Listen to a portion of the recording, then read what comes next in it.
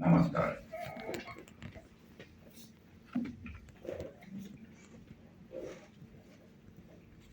On the occasion of the 150th anniversary of arrival of Indians in Paramaribo, Suriname,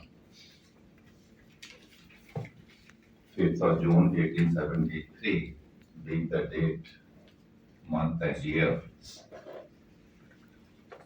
and which was the ship called Lala carrying 410 Indians, of which it is said that about 270 were men, 70 were women, and 50 children, and 11 died. In fact, 399 reached Paramaribo, also known as the city of flowers.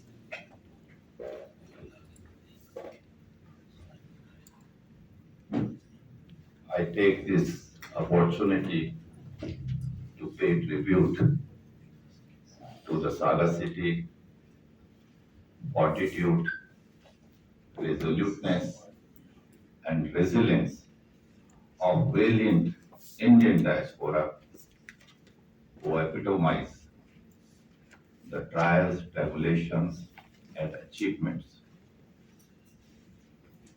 of their ancestors.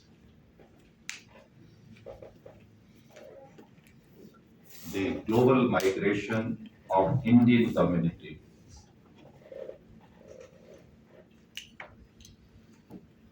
goes back to, as you know, several centuries and took place in many ways. In fact, broadly, we can divide it into three phases. That is, prior to 17th century, which was motivated by trade settlement and religious impulse. Then between 17th and 19th century, under forced or semi-forced slavery, indentured labor system, and third, the era of globalization in the search of bright economic opportunities. Several thousands of the members of the Indian community moved from various states in India to Southeast Asia, Africa, the Caribbean, and the French colonies.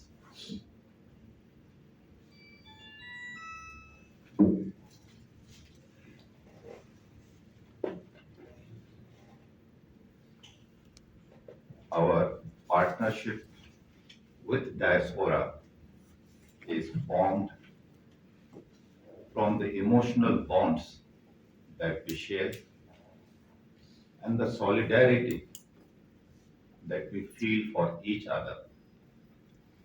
In fact, today,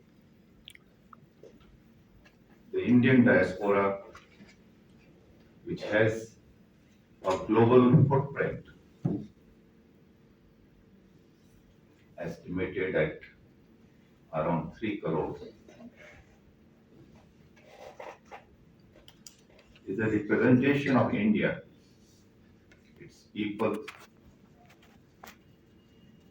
its pluralistic society, traditions, values, diverse and appealing range of cultures.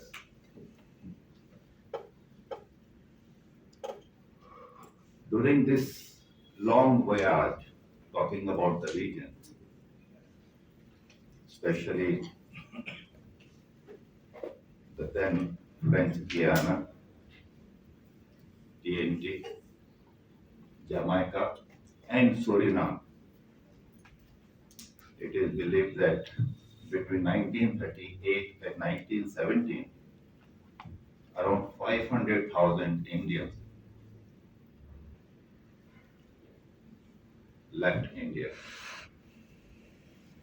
And in these countries, whether in the Crimea countries, they are characterized by courage, perseverance, and resilience, which is evident from the hardships they endured, sacrifices they made, and above all, their innate ability to overcome adversities.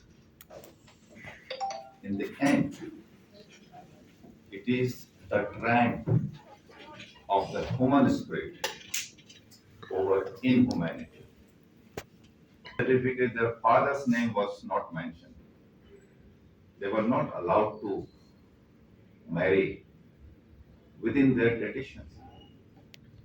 So these were the conditions under which our people lived. But they, of course, many of them ended up living a miserable life. And many who survived fought against these forces and laid a solid foundation for their progeny and ensured that they are educated.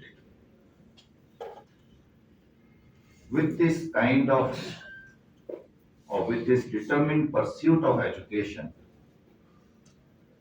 was the result of what we see today, where our diaspora, or many diaspora people, have reached in their respective country of domicile, heading their respective countries.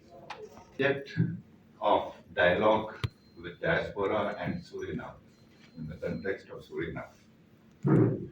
As we know, Government of India has changed its policy, known as earlier look east to act east. I personally feel that it is high time that we also change the policy on diaspora. Dialogue with diaspora, though, should continue, but it should be result oriented. In many countries where our diaspora is occupying key posts, they can do a lot. In fact, as far as Government of India is concerned, it has done its bit. A series of initiatives have been taken to engagement with diaspora in a sustained and interactive manner. To say a few, as we know, Pravasi Bharatiya Divas, Pravasi Bharatiya Samman Award, PVD panel discussions on issues, concerns, and opportunities for diaspora, Gyan Global Initiative of Academic Network, Pratishthit Portal to have database of reputed diaspora in different fields, Vajra collaboration in research and development in the scientific field, of course, No India program, scholarship scheme for diaspora children, and new No India program for elderly people, or you can say middle-aged people now, 60 plus, OCI. In fact, I am glad that during the recent visit of His Excellency Mr. Chandrika Prasad Santokhi, a few more MOUs were signed, which were under process during my time, including the visa-free regime for Indian nationals of all passports, official, diplomatic, or ordinary, with an entry fee of USD or Euro 25. This is a good initiative which Your Excellency the President had shared during my time. Also, the PIO facility of OCI card for PIOs, that's another good initiative. With all these things, and given that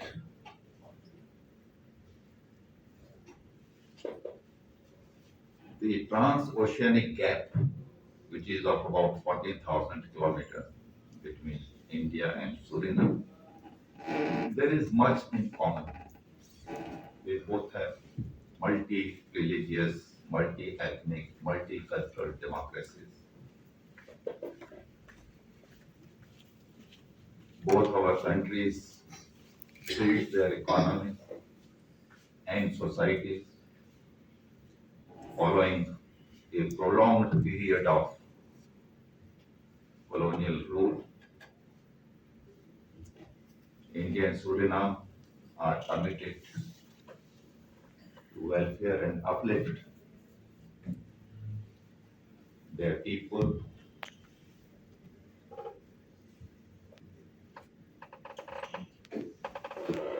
Besides, in Suriname,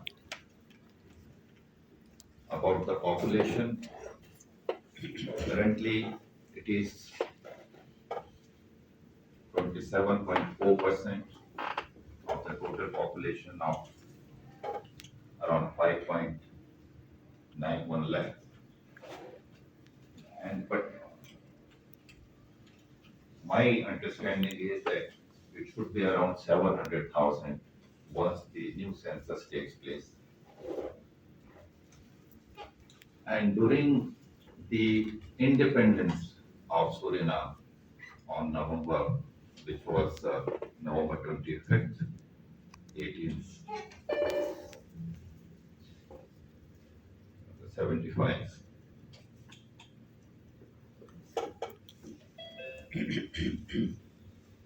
there were strong rumors that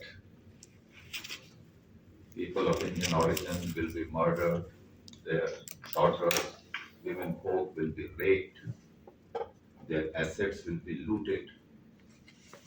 So for that fear around independence of Suriname,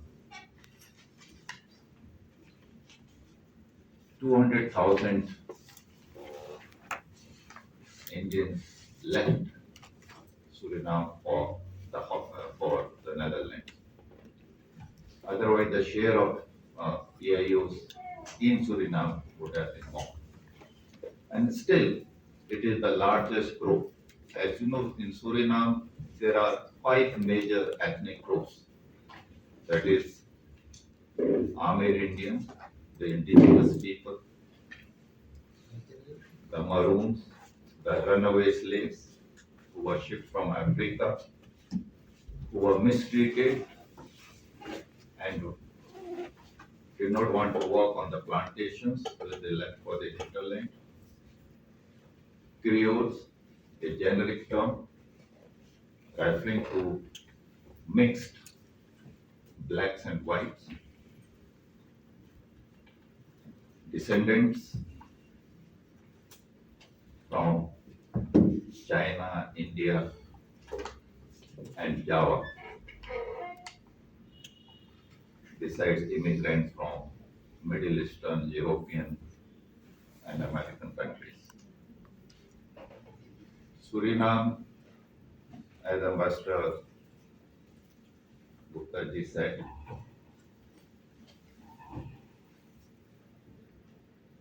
has abundance of natural resources. It is the 7th rich in natural resources.